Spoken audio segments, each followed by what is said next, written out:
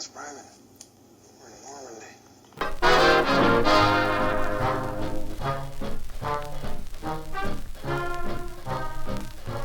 Hey everyone, this is Joe from the We're Not Lost Private podcast.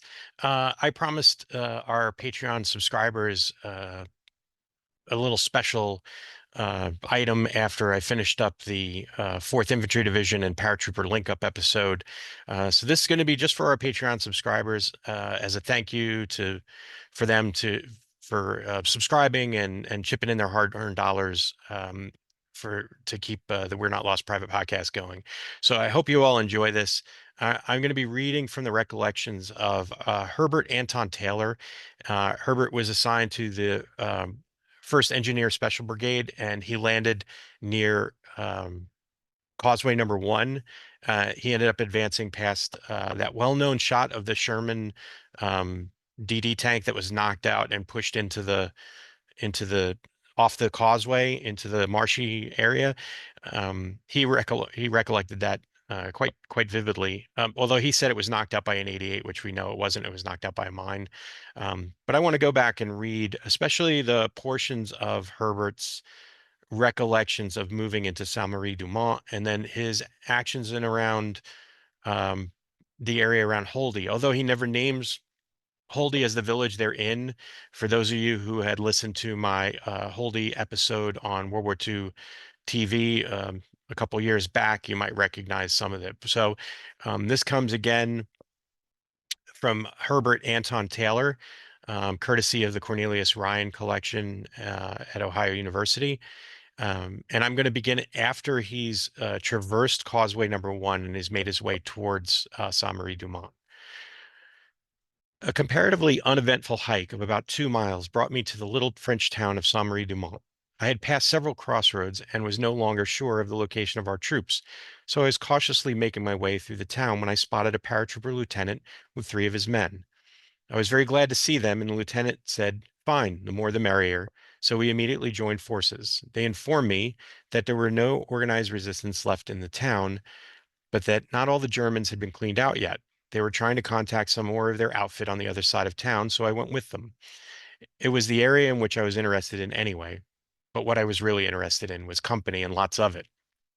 As soon as I moved up the road to uh, in an open column, snipers opened up on us just as we reached a crossroad. We ducked down a side road and continued.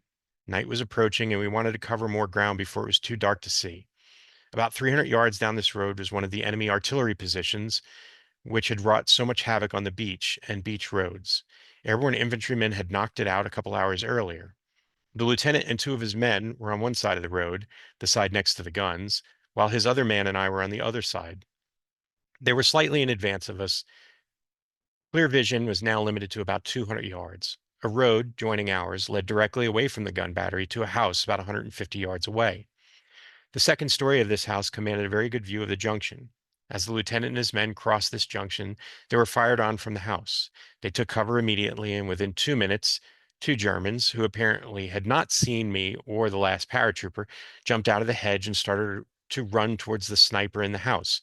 My paratrooper got them with his carbine, just as they were rounding the hedge. 1 shot for each man. He made them all count. A new hazard now added itself. A German machine gun began firing spasmodically in our direction from a point about a quarter of a mile away. Since the sniper was our immediate problem, 2 of the men got a horse and cart and started piling on brush and tree limbs. Taking their rifles and a couple of grenades, they started chucking little stones at the horse to shoo him down the road in the right direction. Why they were not fired on as they sneaked along behind the cart we'll never know, but they weren't.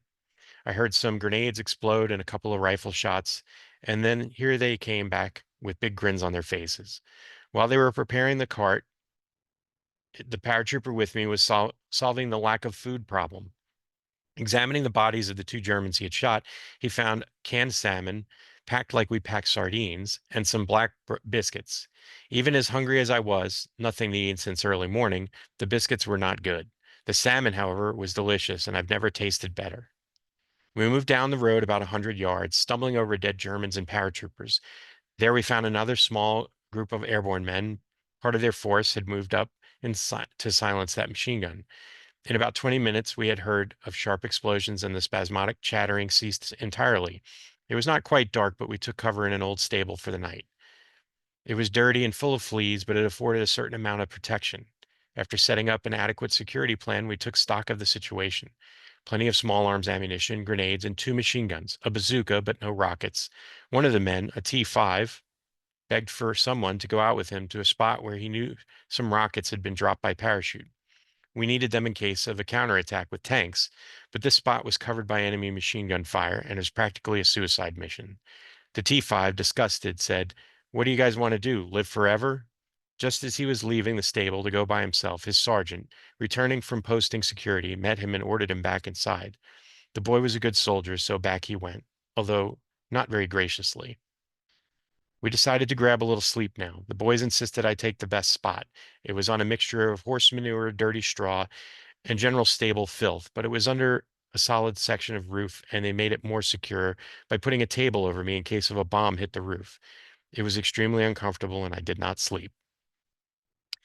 I just really thought that was an amazing account. Generally, the accounts of the fighting around Saint Dumont and Holdy come from the paratroopers that were there. Um, and it's quite possible that Taylor ended up linking up with the very men who ended up taking out part of the Holy Battery. Um, as I stated on that World War II TV episode, it was 2 assaults that were undertaken to take the battery out. Technically 3, if you include the men of Fox Company 502 that actually attacked it first. Um, but it's interesting how Taylor really is able to provide some very small details that kind of tie it all together, but from a non-paratrooper point of view. And so I thought everybody might be interested in hearing this. And again, this is just for our Patreon subscribers.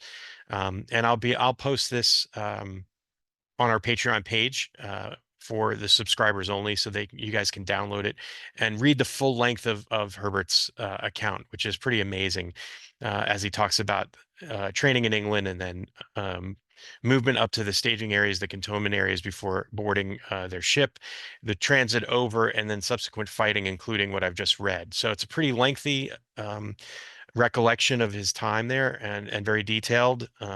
Obviously, a very articulate man with a great memory. Um, and again, it was only maybe 10 years after D-Day, so the events were fairly fresh in his mind. But I hope all of you enjoyed this, and stand by, get ready for more because there's lots coming. And again, I appreciate you guys. You can catch us on YouTube, and I added about 6 or 7 more podcatchers, so you can undoubtedly find the We're Not Lost Private podcast on pretty much any podcatcher that you prefer. Thanks again. Bye.